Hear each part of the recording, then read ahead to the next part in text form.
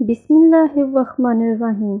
ناظرین و کرام، اگر آپ اللہ کو خوش کرنا چاہتے ہیں، اپنے پروردگار کو راضی کرنا چاہتے ہیں، تو ہمارے پیارے نبی صلی اللہ علیہ وسلم کی بتائی ہوئی اس دعا کو پڑھ لیں۔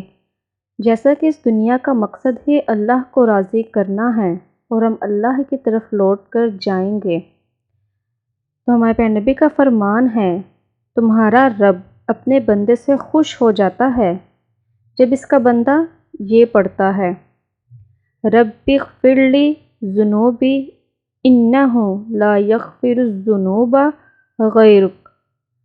اے میرے رب، میرے گناہوں کی بخشش کر دے، کیونکہ تیرے سوا کوئی گناہوں کو معاف کرنے والا نہیں۔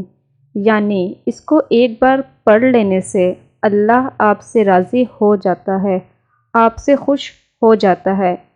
اس میں ہم اللہ کی بزرگی کو بیان کر رہے ہیں کہ بے شک اللہ ہی گناہوں کو بخشنے والا ہے، اس کے سوا گناہوں کو کوئی بخشنے والا نہیں ہے۔ تو آپ اللہ کو راضی کرنے کے لیے اس دعا کو پڑھ لیں، انشاءاللہ اللہ آپ سے راضی ہو جائے گا۔